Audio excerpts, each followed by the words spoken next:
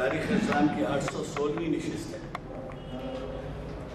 اور یہ منعقد ہو رہی ہے آج بتاریخ 3 مارچ 2018 مطابق 14 جمادی الثانی 39 بعد اثر۔ اس کا بہت ہی اہم عنوان مقرر صاحب مفتی بلال بن حسین ثانی صاحب نے دیا ہے، وہ آج کے پس منظر میں آپ خود اندازہ لگا سکتے ہیں کہ کتنے زیادہ ہے۔ والدین کی ذمہ داریاں یہ عنوان ہے۔ میں سمجھتا ہوں کہ آج کے بہت زیادہ اہم عنوانات میں سے ایک عنوان ہے، اس کی وجہ اہمیت کی بتا دیتا ہوں کہ کل یا پرسوں کے اخبار میں دیکھیے پرانے شہر میں 200 بچوں کو پکڑ کے لے گئی پولیس، اور ڈپٹی کمشنر جو غیر مسلم ہیں انہوں نے ایک لحاظ سے بڑا ہی سماجی کام انجام دیا۔ وہ بچوں کو پکڑ کے لے جا کے ان کے والدین کے پاس ان کے سپرد کر کے ان کو سمجھائے کہ بھائی بچے آپ کے آوارہ چبوتروں پہ بیٹھتے ہیں اور طرح طرح کے مغالطات میں شریک ہوتے ہیں، تو ان کی تربیت کیجیے، گھر میں رکھیے، پڑھائیے، ان کی تعلیم کے علاوہ اخلاق آداب سکھائیے، مذہب سکھائیے، اور کیا کیا بول رہے ہیں معلوم نہیں۔ تو اس کے لحاظ سے آپ کو خود اندازہ لگائیں گے۔ اور پھر دوسری بات یہ ہے، آج کل کے اخبارات آپ پڑھ کے دیکھیے، کسی پیپر میں خصوصاً انگریزی پیپرز میں تو بہت واضح طور پہ چھاپا جاتا ہے، قتل، خون، غارت گری، زنا، چوری، ڈاکہ، جتنے قسم کے جرائم ہو سکتے ہیں اس میں نمایاں طور پہ نام نظر آئیں گے تو میاں باپ، اور پھر فوٹوز بھی رہتے ہیں بعض ایسے فوٹوز رہتے ہیں کہ دیکھنے میں ایسا معلوم ہوتا ہے اور سنت کی پابندی کرتے ہیں، داڑھی بھی رکھے ہوئے ہیں، سب کرے ہوئے ہیں، لیکن سب کیا اس لحاظ سے آپ پتا رہا ہوگا کہ آج کا عنوان کس قدر عنوان۔ میں اس تاریخ اسلام کی 816ویں نشست کو مخاطب کرنے کے لیے آج کے ہمارے مقرر جناب مفتی بلال بن حسین ثانی صاحب کو دعوت دیتا ہوں۔ یہ محفل کنفاؤنڈ جامع مسجد عالیہ کنفاؤنڈ کے کانفرنس ہال میں منعقد ہو رہی ہے اور بعد اثر کے ہو رہی ہے، جیسا میں نے پہلے بتایا آج بروز ہفتہ 3 مارچ۔ میں آج کے مقرر صاحب سے گزارش کرتا ہوں کہ شہرشین کو تشریف لائیں اور مخاطب۔ الحمدللہ نحمده ونستعینه ونستغفره ونؤمن به ونتوکل علیہ ونعوذ باللہ من شرور انفسنا ومن سیئات اعمالنا من يهده الله فلا مضل له ومن يضلل فلا هادي له ونشهد ان لا اله الا الله وحده لا شريك له ونشهد ان سيدنا وسندنا ومولانا محمدا عبده ورسوله ارسله الله الى كافة للناس بشيرا ونذيرا وداعيا الى الله باذنه وسراجا منيرا اما بعد فاعوذ بالله من الشيطان الرجيم بسم الله الرحمن الرحيم يا أيها الذين آمنوا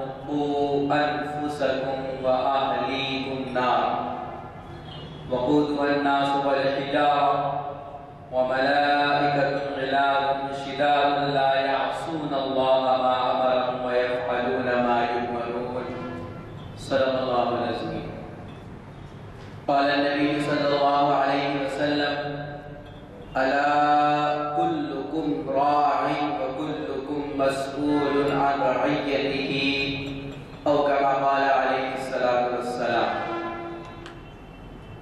محترم سامعین کرام، میں آپ کے سامنے والدین کی ذمہ داریوں کا ایک مختصر سا خاکہ رکھنا چاہتا ہوں۔ والدین یہ اللہ رب العزت کی طرف سے دیے گئے بہت بڑی نعمت ہے۔ اس کو اللہ رب العزت نے کلام مجید میں یوں بیان فرمایا کہ بھئی ہم جو ذمہ داریاں دیتے ہیں، جو ذمہ داریاں ڈالتے ہیں، اس کے دینے کا طریقہ، اس کا نہج، اس کا منشا، یہ ہمارے اپنے اوپر ہے۔ للہ ملک السماوات والارض یہب لمن یشاء اناثا ویہب لمن یشاء الذکور او یزوجہم ذکرانا واناثا وَيَجْعَلُ مَن يَشَاءُ عَقِيمًا، کہ بھئی اللہ رب العزت فرماتے ہیں کہ ہم جسے چاہتے ہیں ہم لڑکیاں دیتے ہیں، بیٹیاں، ہم جسے چاہتے ہیں بیٹے دیتے ہیں، پھر کہہ رہے ہیں کہ ہم جسے چاہتے ہیں دونوں ملا کر بیٹے اور بیٹیاں دیتے ہیں۔ چوتھا فرما رہے ہیں ہم جسے چاہتے ہیں کچھ نہیں دیتے۔ تو والدین کی ذمہ داریوں کے اعتبار سے سب سے پہلی بات یہ سمجھ لینی چاہیے کہ بھئی نہ ماں کے ہاتھ میں ہے بچوں کا لانا، نہ والد کے ہاتھ میں ہے بچوں کا لانا، نہ بچے کے ہاتھ میں ہے کہ بچہ بن کر آئے، نہ بچیوں کے ہاتھ میں ہے کہ بچی بن کر آئے۔ سب سے پہلی چیز زوجین کے لیے بحیثیت والدین سمجھنے کی یہی ہے کہ جو کچھ آپ کو اللہ رب العزت دے رہے ہیں وہ اللہ کا منشا ہے، وہ اس کی مرضی ہے، اس میں انسان کا کوئی عمل دخل نہیں ہے، بس اللہ رب العزت نے دنیا کے دارالاسباب ہونے کے اعتبار سے زوجین کو ذریعہ بنایا ہے یہ نسل کے۔ اب اس کے بعد مختصر سی جو خاکہ ہے اس کی جو ذمہ داریاں شروع ہوتی ہے، تو سب سے پہلے کام جو نبی کریم صلی اللہ علیہ وسلم نے فرمایا کہ میں لڑکا ہو یا لڑکی ہو، دائیں کان میں اذان دی جائے، بائیں کان میں اقامت، اور اس کے بعد اچھا سا نام رکھا جائے۔ اور نام رکھنے کے لیے کیا ہے، تھوڑا سا وقت درکار ہوتا ہے، اس لیے اذان اور اقامت کے بعد عموماً عام طور پر یہ بات پائی جاتی ہے کہ وہ بچہ ہوگا تو محمد یا عبداللہ پکارا جاتا ہے، لڑکی اگر ہوگی تو فاطمہ یا آمنہ پکارا۔ اب اس کے بعد سب سے پہلی ذمہ داری والدین کی یہ ہے کہ بچے کا اچھا سا نام رکھیں۔ اس کے بارے میں آپ کو نبی کریم صلی اللہ علیہ وسلم کی جو تعلیمات ملتے ہیں، جیسا کہ حضرت علی رضی اللہ تعالیٰ تشریف لائے، آپ صلی اللہ علیہ وسلم نے سوال کیا کہ آپ نے اپنے لڑکے کا نام کیا رکھا؟ یا بات واضح کر دی جائے کہ بھئی رشتہ دار جو بڑے ہوتے ہیں ان کی اپنی ذمہ داری تو ہوتی ہی ہے، لیکن اصل حقدار نام رکھنے کا والدین میں والد ہے۔ اگر والد اپنے سے کسی کو اختیار دیتے ہیں، دادا کو دیتے ہیں، نانا کو دیتے ہیں، یا اپنے سے کسی بڑوں کو یا کسی سے ان کی نسبت جڑی ہوئی ہے، کسی اللہ والے کے پاس وہ آتے جاتے ہیں تو وہ الگ بات ہے، لیکن پتہ یہ ہوتا ہے کہ ددیال میں ایک نام ہے، ننیال میں ایک نام ہے، اسکول میں ایک نام ہے، پکارا ایک نام کا۔ تو بہرحال نبی کریم صلی اللہ علیہ وسلم نے سوال کیا علی سے، کس کے بارے میں سوال کر رہے ہیں؟ اپنے نواسے کے بارے میں۔ آپ نے اپنے سے نام نہیں رکھا، سوال کیا، پوچھا، کہا کہ میں نے نام رکھا ہے حرب، تو کہا کہ بھئی حرب نہیں ہوگا، نام ان کا ہوگا حسن ہوگا۔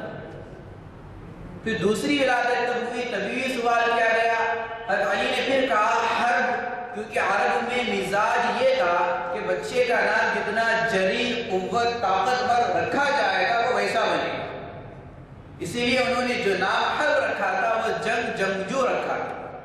تو آپ نے پھر فرمایا کہ بھئی نہیں، حسن ہو گیا، یہ دوسرا ہوگا حسین۔ پھر آپ صلی اللہ علیہ وسلم نے فرمایا کہ اللہ رب العزت نے یہ دو نام میرے بچوں کے لیے اٹھا کر رکھے۔ بات سمجھنے کی وجہ کہ بھئی نام رکھنا بڑا اہم مسئلہ ہے، کیونکہ نام بچے کی ذات پر، اس کی شخصیت پر اثر انداز ہوتا ہے، اور بچے کے اندر آپ جس طرح کی نیت سے نام رکھیں گے اس طرح کے اثرات منتقل ہوتے ہیں۔ اسی لیے نبی کریم صلی اللہ علیہ وسلم نے فرمایا کہ اگر آپ بچوں کے نام رکھنا چاہتے ہیں تو بچوں کے نام عبداللہ، عبدالرحمن یہ اللہ کے نزدیک پسندیدہ نام ہیں۔ پھر فرمایا کہ انبیاء کے نام پر نام رکھے گا، اور ہمارے سامنے نبی کریم صلی اللہ علیہ وسلم کی ذات گرامی اور آپ کی وہ مقدس جماعت جس کے لیے اللہ نے کہا رضی اللہ عنہ، وہ جماعت کے نام ہے کہ ان کے نام رکھ سکتے ہیں، کیونکہ آپ نے فرمایا تھا بِأَيِّ اِقْتَدَيْتُمْ اِهْتَدَيْتُمْ کہ میرے صحابہ ستاروں کے مانند ہیں، تم ان میں سے کسی ایک کی بھی پیروی کر لو گے تو کامیاب ہو۔ تو ناپ رکھنے کا مرحلہ جب ہوگا تو سب سے پہلی بات یہی کہ ناپ اللہ والوں کے، بزرگان دین کے، اسی ناپ کی نسبت اور برکت کی نیت سے کہ اللہ رب العزت بچے کو بھی ویسا نیک اور اپنا محبوب بنائے۔ اب لڑکیوں کے نام کا مسئلہ آتا ہے تو ان کے لیے صحابیات ہیں، اور اللہ کے جتنے صفاتی نام ہیں، الرحمن الرحیم، ان کے ساتھ عبداللہ جیسا لگتا ہے بچے کے لیے، ویسے بچیوں کے لیے لگتا ہے اما کے معنی آتے بانی کے، عبد کے معنی آتے غلام۔ تو اس طریقے سے بچیوں کے نام بھی رکھ سکتے ہیں، امت الرحمن، امت الکریم۔ تو بتانا یہ ہے کہ نام جو رکھے جائیں گے سب سے پہلے وہ اچھے نام اور ایسے لوگوں کے نام جو اللہ کے نزدیک محبوب اور پسندیدہ ہے۔ دوسرا مرحلہ آتا ہے عقیقے کا۔ ہمارے پاس اس کا جو رواج ہے ایک عجیب سا رواج ہے کہ عقیقہ کیا جائے گا تو دعوت ہی کی شکل میں ہوگا۔ عقیقہ کیا جائے گا لڑکیوں کے لیے، ہمارے سماج نے، ہمارے معاشرے نے یہ بات سوچ رکھی ہے کہ ایسی رسم میں کیا جائے گا جس کی اسلام میں گنجائش نہیں ہے۔ کب کیا جائے گا؟ سانچک میں۔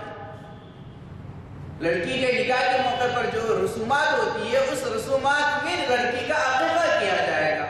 لڑکے کے بارے میں یہ خیال کیا جاتا ہے کہ بھئی وہ بڑا ہوگا، کما لے گا تو خود اپنا کر لے گا۔ حالانکہ آپ کو معلوم ہونا چاہیے عقیقہ بہت بڑی اہمیت کی چیز، حالانکہ اس کے لیے آپ کو اجازت دی گئی ہے، اس میں گنجائش رکھی گئی ہے۔ لڑکا اگر ہوگا تو لڑکے کے لیے 2 بکرے ہیں، اگر آپ کے پاس استطاعت نہیں ہے تو 1 بکرے کی بھی اجازت ہے، لڑکی کے لیے 1 بکرے کی اجازت ہے۔ اور اس کا فائدہ کیا ہے یہ ہمیں اس کی دعا میں سمجھ میں آتا ہے۔ دعا کیا ہے؟ اللہم ہذہ عقیقۃ فلا بن فلا، کہ بھئی یہ عقیقہ فلاں لڑکے کی طرف سے جو ان کا بیٹا ہے، فلاں لڑکی کی طرف سے جو ان کی لڑکی ہے۔ آگے کیا؟ دموہا بدمیہا، لحموہا بلحمیہا، شعروہا بشعریہا، جلدوہا بجلدیہا، عظموہا بعظمیہا۔ کیا؟ کہ بھئی اس کے اوپر جو مصیبتیں نازل ہونے والی ہے، جو برائیاں آ سکتی ہے، جو اس کے تکلیف کا سبب بن سکتی ہے، وہ اس جانور کے بدلے میں، اس کے گوشت کا بدلہ اس کا گوشت، اس کے ہڈی کا بدلہ اس کی ہڈی، اس کی کھال کا بدلہ اس کی کھال، اس کے بال کا بدلہ اس کی بال، یہ ترتیب ہے۔ اور ہم نے اس اہمیت کو بھلا دیا، پریشان رہتے ہیں کہ بچہ سوتا نہیں ہے، بچہ کھاتا نہیں ہے، بچہ ایسا نہیں کرتا، بچہ ایسا نہیں کرتا۔ بھئی آپ نے ایک سنت طریقے کو، ایک مستحب کام کو آپ نے ترک کر دیا اور اپنی منمانی آپ نے کر لی، تو یقیناً سنت چھوڑیں گے، اللہ کے احکامات کو ترک کریں گے تو مصیبت میں گرنا واضح ہے۔ اور اس کے لیے بھی وضاحت ہے کہ بھئی عقیقہ کیا جائے گا تو پیدا ہونے کے دن کے اعتبار سے 7ویں دن کیا جائے گا۔ پھر اس کے بعد اگر 7ویں دن کسی وجہ سے آپ نہیں کر سکے تو پھر درمیان میں نہیں کیا جائے گا، 8ویں دن، 9ویں دن، 10ویں دن نہیں کیا جائے گا، کہا کہ بھئی 14ویں دن کیا جائے گا۔ پھر اس کی اور ایک ترتیب ہے کہ بھئی 14 کو نہیں کر سکے آپ کسی وجہ سے تو 15ویں دن، 16ویں دن نہیں ہوگا، 21ویں دن ہوگا۔ اب 21واں دن آپ نے گزار دیا اور آپ نے عقیقہ نہیں کیا، اس کے بعد اب جب چاہے کر لے، عقیقہ تو واقع ہو جائے گا۔ عقیقہ کرنے کا جو کام آپ کریں گے تو وہ تو مکمل ہو جائے گا، لیکن اس دعا میں جو فائدہ بتایا گیا ہے وہ حاصل نہیں ہوگا۔ تو سب سے پہلی بات نام کے ساتھ یہ چیز جڑی ہوتی ہے عقیقہ۔ اب اس کے بعد جو مرحلہ ہے پرورش کا، اس کے بعد جو مرحلہ ہے بچے کی غذا کا، تو یہ تو واضح ہے کہ بھئی غذا تو یقینی طور پر اکیلے حلال ہوگی تو اس کی تربیت صحیح انداز میں ہوگی۔ اور اس کے لیے ہم بزرگان دین کے واقعات کو دیکھیں، جو اللہ کی نیک بندیاں گزری ہیں، انہوں نے اپنے بچوں کی پرورشیں کیسے کی، اس چیز کو اگر ہم دیکھیں تو بات وہاں پر واضح طور پر یہی ملتی ہے کہ پورے اہتمام کے ساتھ کہ بھئی ہم جب دودھ پلائیں گے تو بھئی وضو کے ساتھ پلائیں گے، بغیر وضو نہیں پلائیں گے۔ پورا یہ اہتمام کیا گیا۔ امام شافعی جیسا کہ ہم بخوبی جانتے ہیں 4 مسالک، اہل حق 4 مسالک جو ہے ان میں محمد بن ادریس علیہ الرحمہ امام شافعی ان کے بارے میں آتا ہے کہ جب وہ پڑھنے کے لیے گھر سے گئے تھے تو کچھ نہیں تھے، گمنام سے تھے. جب پڑھ کر ایک مقام حاصل کر کر لوٹے تو بھئی لوگوں کو معلوم ہوا علاقے میں کہ ہمارے علاقے کا بچہ پڑھ لکھ کر بڑا امام بن کر آ رہا ہے، تو شور شرابہ ہو گیا. پھر وہ آئے بھی تھے اس شان سے کہ بھئی کئی سواریوں پر ساز و سامان ان کو دے کر بھیجا گیا تھا خلافت کی طرف سے، یہ اعزاز کیا گیا تھا امام صاحب. کسی نے والدہ کے پاس آ کر دستک دی گھر پر اور کہا کہ بھئی دیکھو کس شان سے تمہارا لڑکا آ رہا ہے. تو کہا کہ بھئی اس میں اس کا کیا کمال ہے، ہم نے کبھی بغیر وضو سے دودھ نہیں پلایا. تو یہ تربیتیں ہونی چاہیے. ہماری زبان ہی ہمیشہ اللہ کا ذکر کرتے رہنی چاہیے، تو اس کا اثر بچہ ماں کے قریب ہوتا ہے تو اس کے کان میں وہ آوازیں جاتی ہیں، اس کا اس کے اوپر اثر ہوتا ہے. اسی لیے کلام مجید پڑھنے کے جو آداب بیان کیے گئے ہیں اس میں اتنی آواز ہونی چاہیے کہ پڑھنے والا خود اپنا پڑھنا سن سکے، کیونکہ اس کا بھی اثر ہوتا ہے. اب اس کے بعد بچہ جب بولنے لگتا ہے، جب بولنے کے مراحل میں وہ آتا ہے تو وہاں پر شروع ہوتے ہیں کہ بھئی کیا بلوانا ہے، ذہن میں کیا ڈالنا ہے. تو اس کے لیے واضح ہے کہ بھئی اللہ اللہ یہ بلوانا ہے، یہ ذہن میں ڈالنا ہے. اس کے سامنے آپ کا جو بھی عمل ہوگا وہ اسے اپنے محفوظ کرنے کے دماغ کا جو حصہ ہوتا ہے اس میں برابر محفوظ کرتے رہتا ہے. البتہ یہ بات الگ ہے جو دیکھ رہا ہے وہ اب نہیں کر رہا ہے لیکن محفوظ برابر کر رہا ہے.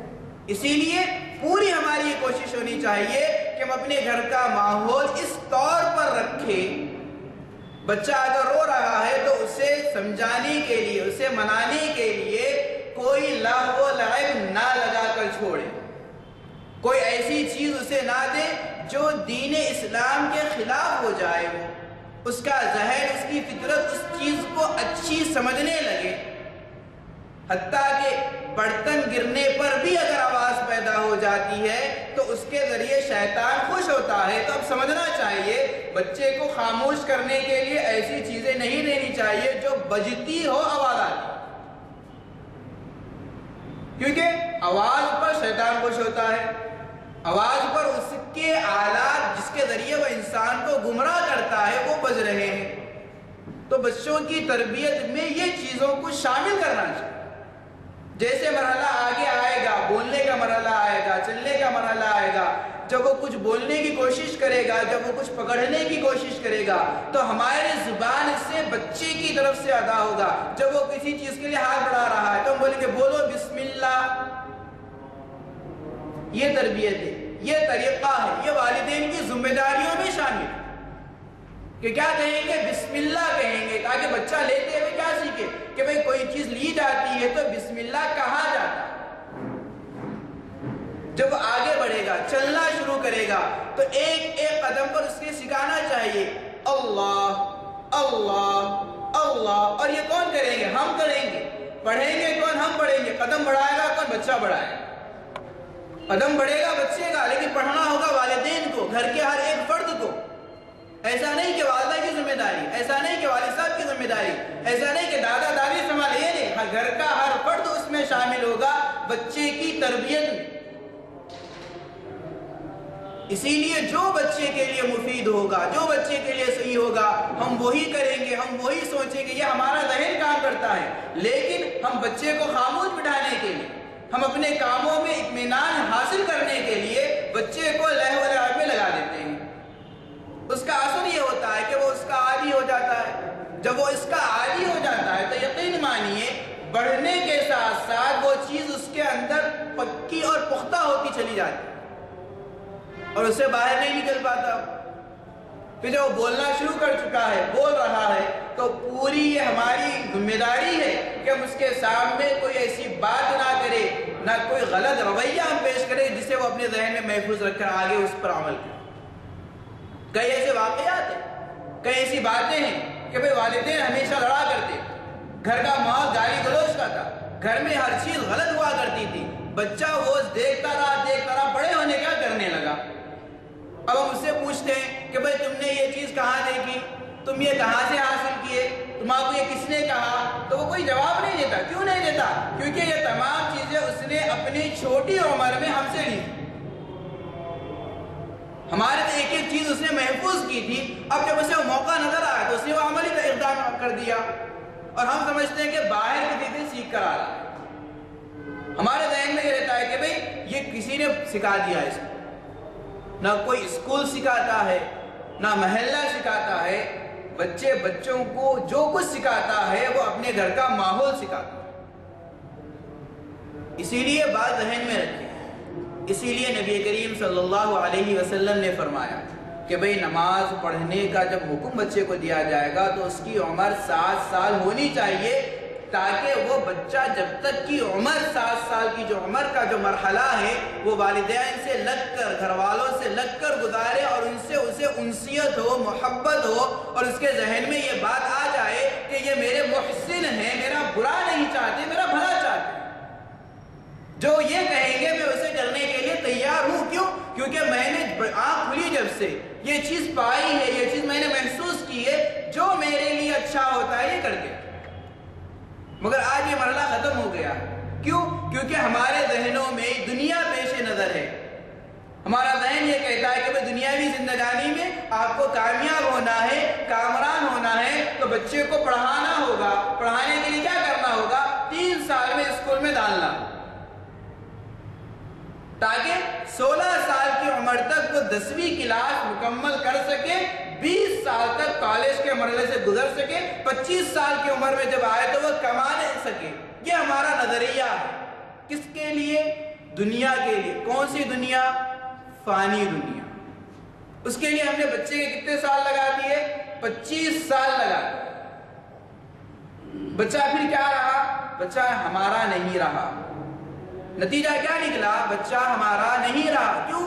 کیونکہ ہم نے اسے دین نہیں سکھایا. ہم نے اسے یہ نہیں بتایا کہ بھئی روزی روٹی کی ذمہ داری اللہ رب العزت کی ہے، اللہ کے اوپر تم بھروسہ دو. فرید الدین بابا شکر گنج یہ مشہور کیوں ہو گئے؟ والدہ نے یقین بنایا، بیٹا مدرسے سے آ گئے، بستہ رکھ دیجئے، مصلی پہ جائیے، نماز پڑھیے، اللہ سے دعا کیجئے کہ مجھے بھوک لگی ہے، میں پڑھ کر آیا ہوں، مجھے روٹی چاہیے. بچہ نماز پڑھ رہا ہے، والدہ بچے کا یقین بنا رہی ہے اور روٹی پکا کر خود چھپا رہی ہے. بچے نے نماز ختم کی، کہا امی میری نماز ہو گئی، اب میں کیا کروں؟ کہا کہ بھئی چلیے اب ڈھونڈیے. اللہ نے کہ روٹی رکھ دی ہوگی. اب ڈھونڈے، کبھی بستر کے نیچے مل گئی، کبھی کتابوں کے نیچے مل گئی، کبھی کہیں اور مل گئی. تو اس طریقے سے یقین میں پھر پوچھا گیا کہ بھئی کیا ہے؟ کہا کہ امی نے کہا کہ یہاں رکھا ہے. ہم نے رکھ لیا. کہا کہ بھئی ہمیں پتا ہے تم کون ہے؟ ہاں پتا ہے. ہم مال وغیرہ لے لینے والے؟ ہاں پتا ہے. پھر تم نے کیوں کہا؟ تو کہا امی نے کہا تھا کہ بیٹا ہمیشہ سچ کہنا، جھوٹ نہیں کہنا، تو میں نے کہہ دیا. یہ ایک سچ اس تمام گروہ کے پھر کر توبہ کر کر تائب ہو کر اللہ کے نیک بندے بننے پر حتیٰ کہ تاریخ میں لکھا ہے اس گروہ کا ایک ایک فرد اللہ کا ولی بن کر بنا. کیا بات تھی؟ ایک سچ تھا، مگر کس عمر کا تھا، کس مرحلے کا تھا؟ والدین کی جو ذمہ داری تھی، والدین نے جو تربیت کی تھی اس کا تھا. ایک سچ. تو بچہ جب بڑا ہو تو اس کے سامنے یہ بات رکھی جائے کہ بھئی دیکھیے سچ کہیں گے تو آپ کے لیے راحت ہے، اطمینان ہے، سکون ہے. جھوٹ کہیں گے پریشانی ہی پریشانی ہی پریشانی ہی ہے، اس کے علاوہ آپ کو کچھ حاصل ہونا نہیں. تو بچوں کی جو تربیت ہم کہہ رہے ہیں سچ کہنا، ہماری تربیت کی جو ذمہ داری ہے ہم نے یہ سمجھا کہ زبانی ہے. سب سے جو ہمارے غلطی جو ہم سے ہوئی ہے، ہم نے یہ سمجھا کہ بچوں کی جو ذمہ داری ہمارے اوپر ہے وہ زبانی ہے. زبانی کا کیا مطلب؟ ہم بچوں سے کہیں گے کہ بھئی دیکھو جھوٹ نہیں کہنا، جھوٹ کہنا گناہ ہے، سچ کہنا ہمیشہ. ہم بچوں سے کہیں گے دیکھو بھئی اذان ہوتے ہی نماز پڑھنا. ہم بچوں سے کہیں گے دیکھو بھئی روزانہ قرآن مجید کی تلاوت کرنا. ہم بچوں سے کہیں گے دیکھو گالی نہیں دینا. دیکھو ہم بچوں سے کہیں گے غصہ نہیں کرنا. ہم بچوں سے کہیں گے جھوٹ نہیں کرنا، نہ لڑنا نہ جھگڑنا، کچھ نہیں کرنا. یہ ہم نے سمجھا یہ ہماری ذمہ داری ہے. پھر ہم نے عملی کیا پیش کیا؟ فون آتا ہے تو کہتے ہیں گھر پر نہیں ہوں، کوئی گھر پر آتے ہیں تو بچے سے کہلوا بھی جاتے ہیں کہ بھئی ابو نہیں ہیں، ابو سو رہے ہیں۔ عملی پیش کرنا تھا تربیت، عملی ذمہ داری تھی ہماری اصل، ہم نے عملی نہیں پیش کی، ہم نے قولی پیش کی تو اس کا بچے پر کوئی اثر نہیں ہوگا۔ اسے یہ سمجھ میں آتا ہے کہ بھئی کسی سے کچھ بچنا ہے، کچھ کرنا ہے تو جھوٹ کہنا۔ اب بچے سے غلطی ہو گئی، کوئی چیز ٹوٹ گئی، پھوٹ گئی، اب وہ فوراً کہتا ہے میں نے نہیں کیا، اس نے کیا۔ کیوں؟ کیونکہ ہم نے عملی وہ پیش کیا۔ تربیت کے نام پر ہم نے بڑی بڑی تقریریں کر دی، تربیت کے نام پر ہم نے بہت کچھ بچوں کو سنا دیا، لیکن جب عمل کرنے کی باری آئے تو ہم نے سچ نہیں کہا، تو بچے نے وہ چیز کے لیے جو ہم نے کر کر دکھلایا۔ تو اسی لیے بچوں کے سامنے اکابرین نے جو لکھا ہے جو طریقہ کہ وہ والد تو نماز پڑھے ہی پڑھے، والد کی ذمہ داری ہے کہ وہ اٹھے، گھر کے پورے افراد کو اٹھائے، کیونکہ وہ نگران ہے، سب کی ذمہ داری اس کے اوپر ڈالی گئی ہے، خود بھی نماز پڑھے، دوسروں کو بھی نماز پڑھائے۔ حتیٰ کہ روایتوں میں آتا ہے کوئی زوجہ یا زوجین میں سے کوئی ایک دوسرے کو اٹھاتا ہے تہجد کی نماز پڑھنے کے لیے تو اللہ تعالیٰ ان کی مغفرت فرما دیتا ہے۔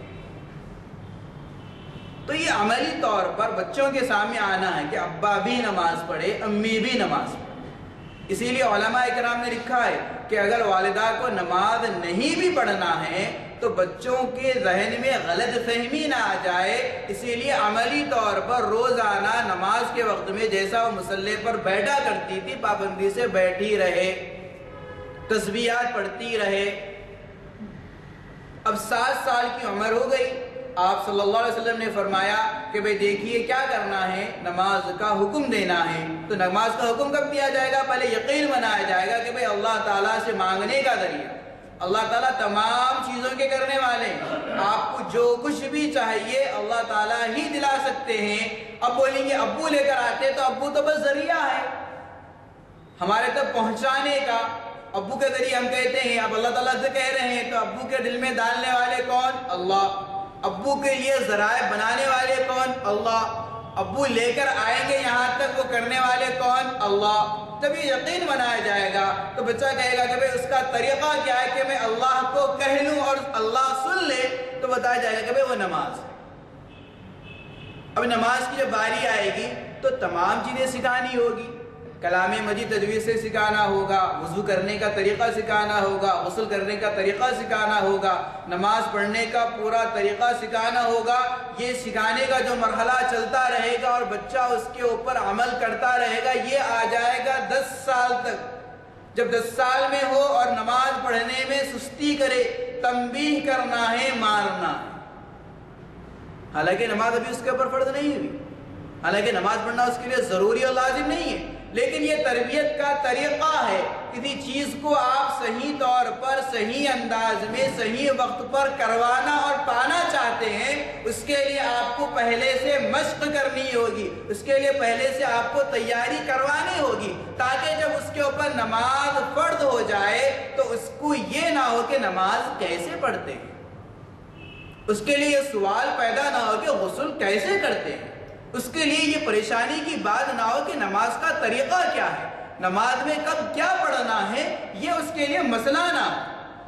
کئی ایسے افراد آپ کو مل جائیں گے ابھی بھی کہ بھئی نماز کے لیے کہا جائے کہ بھئی نہیں پڑھتے، کیوں نہیں پڑھتے؟ والدین نے سکھایا نہیں۔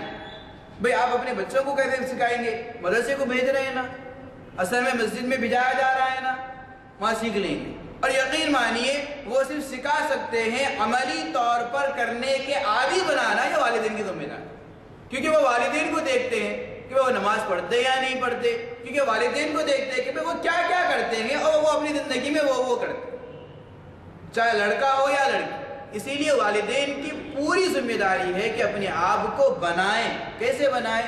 نبی کریم صلی اللہ علیہ وسلم کی تعلیمات کے اعتبار سے ویسا بنائیں۔ اگر آپ اپنے آپ کو ویسا بنائیں گے، ویسا پیش کریں گے تو آپ کا بچہ بھی وہی سیکھے گا، آپ کی بچی بھی وہی سیکھے گی۔ حالانکہ تربیت کرنے پر تو انعامات رکھے گئے۔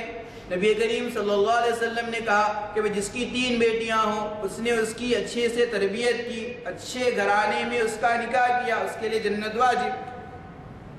صحابہ میں پوچھا اگر کسی کی 2 ہو، کہا کہ 2 کے ساتھ بھی ایک معاملہ کرے گا تو اس کے لیے جنت واجب۔ کسی نے کہا ایک ہو، کہا ایک کے ساتھ بھی کرے گا تو اس کے لیے جنت واجب. تو بھئی آپ کو تو تربیت پر جنت مل رہی ہے، پھر تربیت سے ہم پیچھے کیوں؟ تربیت میں ہم زمانے کی دیکھا دیکھی کیوں کرتے ہیں؟ حالانکہ مذہب اسلام یہ مکمل ضابطِ حیات ہے اور آپ کے سامنے تمام چیزیں ہیں. ہر ایک چیز آپ کے سامنے واضح طور پر رکھی ہوئی ہے کہ آپ کو کب کیسے کیا کرنا. اسی لیے علماء اکرام نے لکھا ہے کہ بھئی والدہ وقتاً فوقتاً بچیوں کے کمرے میں بلا جھجک داخل ہو جائے تاکہ معلوم ہو کہ بھئی ان کے رہنے اٹھنے بیٹھنے کا طریقہ کیا ہے. کوئی نہیں ہے جیسے چاہے وہ رہ رہی ہے، جو چاہے وہ پہن رہی ہے، یہ نہ. اسی طرح بچوں کے کمرے میں والد صاحب کو داخل ہونے کی بات کہی گئی ہے، بلا کھٹکھٹائے اجازت لیے داخل ہونا. یہ ادب ہے کہ داخل ہونے سے پہلے اجازت لی جائے، لیکن تربیت یہ ہے کہ والدین بلا جھجک داخل تاکہ معلوم ہو کہ بچے اکیلے میں کیا کرتے ہیں. کیونکہ تنہائی سے زیادہ نقصان پہنچانے والی چیز اور کوئی نہیں. تنہائی جتنا نقصان ایک انسان کو، ایک مومن کو پہنچا سکتی ہے، اس کے علاوہ کوئی اور دوسری چیز ہو ہی نہیں سکتی. کیونکہ تنہائی میں نفس اور شیطان مکمل طور پر انسان پر حاوی ہے اور وہ جو چاہے کرے، جیسے چاہے کرے، مجھے کون دیکھنے والا. تو ہمارے بچوں کی جو تربیت ہم کریں گے تو ان کا ذہن بنائیں گے بزرگان دین کے واقعات پڑھ کر کہ مجھے ہر وقت دیکھنے والی ذات اللہ کی یقیناً ہم سب جانتے ہیں، سب کو معلوم ہے، لیکن وہ یقین جو آنا چاہیے، جس طریقے کا آنا چاہیے وہ ہوگا تو پھر اللہ تعالیٰ کی نافرمانی ہم سے نہیں ہو سکے. ایک مرتبہ تو کم از کم ہمارا دل ہچکچائے، ایک کھٹک تو پیدا ہوگی کہ یہ نہیں کرنا چاہیے. یہ ایک جو کھٹک ہوگی اسی کو کہتے ہیں حیا. حیا آپ کو معنی بنے گا. تو یہ ہم سکھائے بچوں کو کہ بھئی محفل میں آنا ہے تو کیسے آئیں گے، محفل میں آنے کے آداب کیا ہوں گے، بیٹھنے کے، ملاقات کرنے کے آداب کیا ہوں گے. محفل میں آئے، کوئی کام ہے، والد صاحب کسی سے بات کر رہے ہیں، آتے ہی سیدھا پوری بات سنانا شروع کر دیں. یہ تربیت کرنا ہے، بتانا ہے کہ بھئی آداب کیا ہے، کہ بھئی آپ سلام کریں گے، آپ کی طرف متوجہ ہوں گے، تب آپ سے پوچھا جائے گا کہ بھئی کیا، تب آپ آگے بڑھیں. کیونکہ تربیت کا نام یہ نہیں کہ بھئی انہیں تعلیم دے دے اور چھوڑ دے. تربیت کا نام ایک ایک لمحہ سکھانا ہے کہ تمہیں کیسے گزارنا ہے، ایک ایک وقت میں تمہیں کیا کرنا ہے، اور مذہب اسلام کیا چاہتا ہے، اور اللہ رب العزت کس چیز سے راضی ہوتے، یہ کرنا ہی والدین کی اصل ذمہ داری ہے.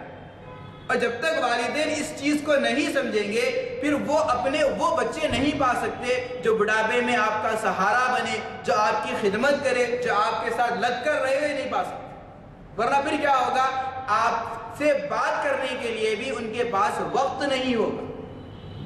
وہ چاہیں گے کہ بھئی ہم آگے بڑھیں اور ترقی کریں. کیوں؟ کیونکہ یہ ان کے سامنے آپ نے دنیا رکھی کہ بھئی دنیا میں جتنا کماؤ گے، جتنا گھر رکھو گے، جتنا یہ رکھو گے، تم کامیاب کہلاؤ گے. یقین مانیے دنیا کا آنا یہ کامیابی کی دلیل نہیں ہے. کامیابی کی دلیل دین کا آنا. اسی لیے جو معاملات ہو وہ دین کی بنیاد پر تربیت اسی طور پر پوری کرنی چاہیے. ان کی عمر کے اعتبار سے ان کے سامنے ان کی جو باریک جو مسائل ہے اس کو واضح طور پر بیان کرنا چاہیے کہ بھئی آپ کی یہ عمر ہو رہی ہے، آپ کے اندرون میں یہ تبدیلیاں آ رہی ہیں، آپ کے اندرون میں یہ جذبات آ رہے ہیں، اب آپ کے لیے اللہ کا حکم یہ ہے. نبی کریم صلی اللہ علیہ وسلم کی تعلیمات یہ ہے کہ اپنے بدن کو اس طور پر پاک اور صاف رکھیں، اپنے آپ کے سے میل کچل دور رکھیں، اپنے آپ سے نکلنے والی گندگی کو دور رکھ کر پاک ہو کر نماز پڑھا کریں، تلاوت کیا کریں، عبادت کیا کریں. یہ تمام چیزیں آپ کو ان کے مرحلوں کے اعتبار سے سکھانی ہوں. پھر ایک آخری مرحلہ آئے گا جو کہ اہم ہوتا ہے کہ اپنے سے بچوں کو دوسروں سے جوڑنا، نکاح کا موقع. اب وہاں پر کامل طور پر ہمارا سماج اور معاشرہ یہ دیکھتا ہے کہ بھئی زیادہ کمائی ہو، ہر چیز گھر میں ہونی چاہیے بچے کے، ایسی جگہ ہم بچے کو دیں گے اور ایسی جگہ سے ہم اپنی بچی لائیں گے، اپنے لیے بچی لائیں گے. یہ بالکل یہ طور پر غلط ہے. کیونکہ نبی کریم صلی اللہ علیہ وسلم نے فرما دیا جو کوئی آدمی مال کی بنیاد پر، حسن و جمال کی بنیاد پر اگر نکاح کرتا ہے تو یقین مانیے وہ اس کے لیے وبال بن جاتا ہے. اور دونوں چیزیں کیسی ہے؟ فانی ہیں. ایک مرحلہ آئے گا، ایک جھٹکے میں آپ کا مال ختم ہو سکتا ہے، ایک لمحے میں حسن ختم ہو سکتا ہے، باقی کیا رہے گا؟ اخلاق. باقی کیا رہیں گی؟ دینداری. باقی کیا رہے گا؟ اصلاح. باقی کیا رہیں گی؟ نبی کریم صلی اللہ علیہ وسلم کی تعلیمات. تو یہ بہت ضروری ہے. اور آپ نے یہی کہا جو دین دیکھ کر نکاح کیا جاتا ہے، دینداری دیکھ کر جہاں نکاح ہوتا ہے، تو دونوں طرف سے جب دینداری پائی جاتی ہے تو ایک نسل محفوظ ہوتی ہے. دو لوگ کا رشتہ نہیں ہے، یہ دو لوگوں کا ملنا نہیں ہے، دو افراد کا ملنا نہیں ہے، پوری ایک نسل کا مسئلہ. اور نسل باقی کب رہ سکتی ہے، محفوظ کب رہ سکتی ہے؟ جب دونوں طرف سے دینداری پائے جائے. دونوں کے اندر دینداری کا ہونا یہ ضروری ہے نسل کے محفوظ رکھنے کے لیے. ورنہ یہ ہوگا ایک طرفہ ہوگا تو پھر وہ باقی چیزیں بچوں میں آئے گی، باقی چیزیں وہ نسل میں آئے گی.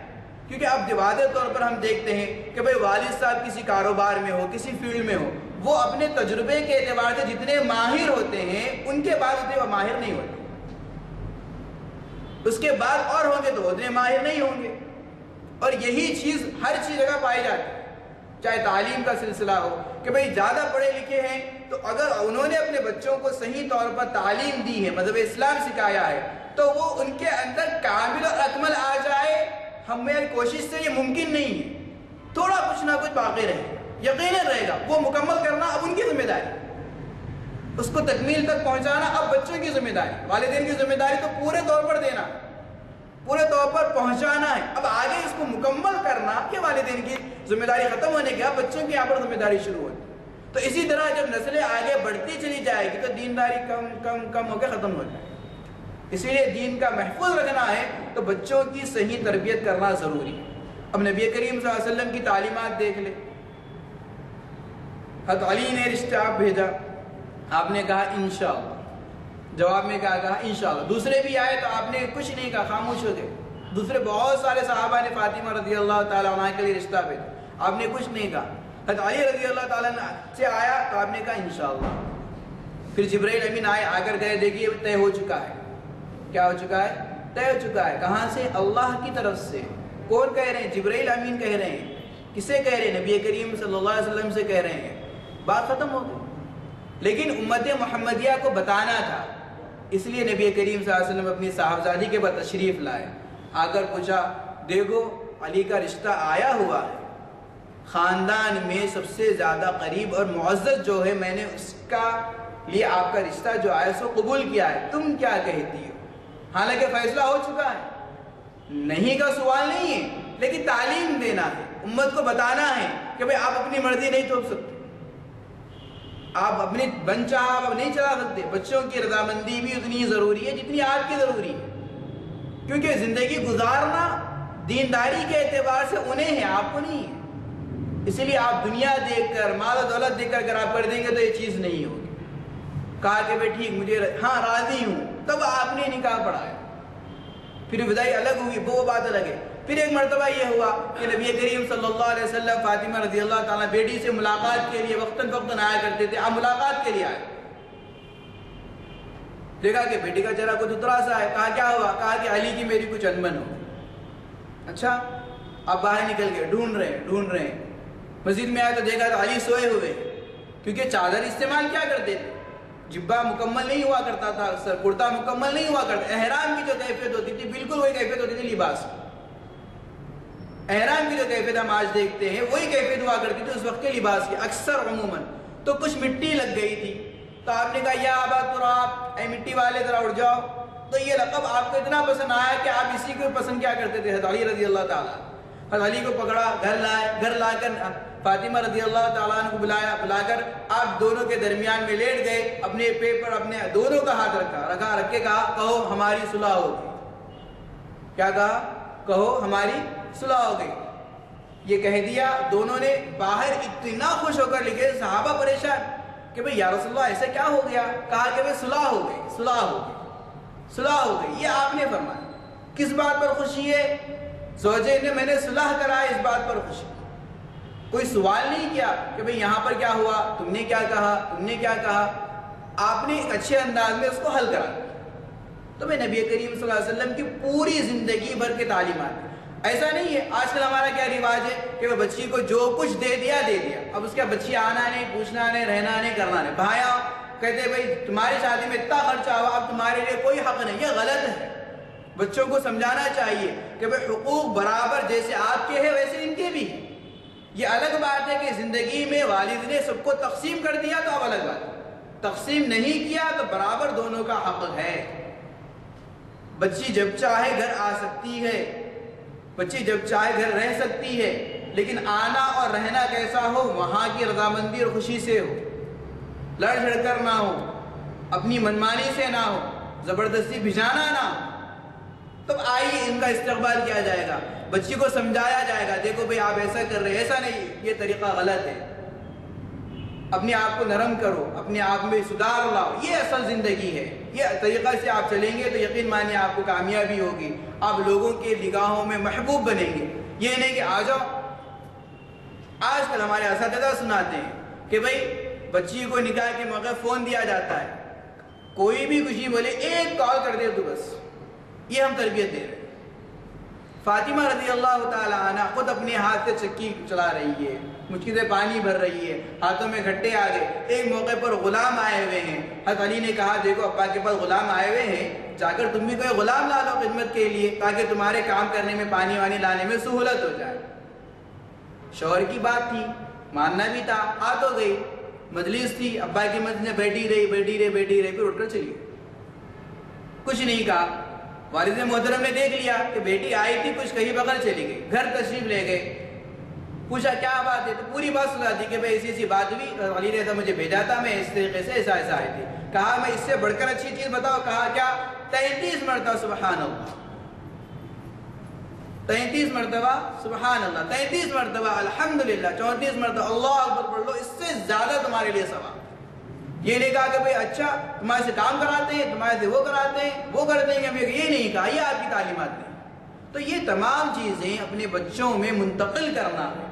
تو ایک مختصر سا خاکہ میں نے پیش کرنے کی کوشش کی ہے والدین کی ذمہ داریوں کے اعتبار سے، ورنہ اگر باریکی سے اگر لیا جائے تو بہت ساری باتیں، ہر ایک جز پر بہت سارا تفصیل سے بولا جا سکتا ہے، اس کے لیے بہت سارا وقت درکار ہے، لیکن یہ مختصر سا خاکہ ہے، پیدا ہونے سے لے کر ان کے نکاح تک، نکاح سے لے کر ان کی موت تک پوری ذمہ داری والدین کی ہے، اور پورے طور پر آپ ان کو سکھائیں گے، سمجھائیں گے تو یقین مانیے وہ آپ کے لیے صدقے جاریہ ہوں گے، کیونکہ یہ چیز نسلوں میں جاری ہوگی تو آپ کو برابر کھاتے میں آتا رہے گا، آتا رہے گا، آتا رہے گا۔ تو آپ کے لیے اولاد صدقے جاریہ ہے، اس ذمہ داری کو سمجھے، کم از کم یہ تو سمجھے کہ اولاد اچھی ہوگی تو نام اعمال میں اضافہ ہوگا، نیکیوں کے اعتبار سے، اور اولاد بری نکلے گی تو برائیوں کے اعتبار سے بھی اضافہ ہوگا۔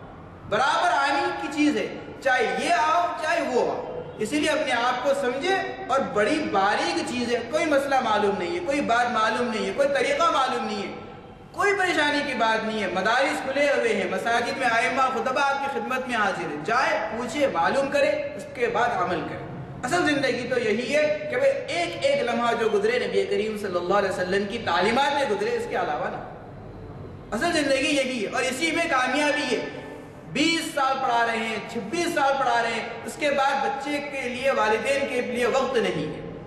بھئی میں رقم بھیجا دے رہا ہوں میں والدین کو، یہ بچے کہتے ہیں ہماری ذمہ داری ہوگی، رقم سے اگر ذمہ داری ختم ہو جاتی تو بتائیے، جو مالدار ہے بھئی ان کی خواہشات، ان کی آرزویں پوری ہو جاتی، لیکن ہر ایک کے دل میں کچھ نہ کچھ ہمیشہ باقی رہتا ہے۔ مال کبھی بھی آرزوؤں کو پورا ہرگز نہیں کر سکتا، اور سکون حاصل ہوتا ہے تو وہ اپنی اولاد کو، اپنی نسل کو دیکھ کر کہ جب وہ بھی دین پر چل رہی ہے، دین اسلام پر چل رہی ہے، اللہ کی مرضیات پر چل رہی ہے، تو یہی ہمارے لیے آخرت کا سامان ہے، یہی ہمارے لیے خوشی ہے، اور یہی ہمارے لیے صدقہ جاریہ ہے، کیونکہ یہ صحیح رہیں گے اور اپنے نسلوں کو صحیح کریں گے تو وہ ہم تک پہنچتا رہے گا۔ تو یہ ہماری ذمہ داری ہے کہ ہم اپنے طور پر شروع سے نام رکھنے سے لے کر فوت ہونے تک پوری ہماری ذمہ داری ان کی صحیح رہبری کریں۔ اللہ سے یہ دعا ہے، کہنے اور سننے سے زیادہ عمل کی توفیق عطا فرمائے، آمین وما علینا الا البلاغ۔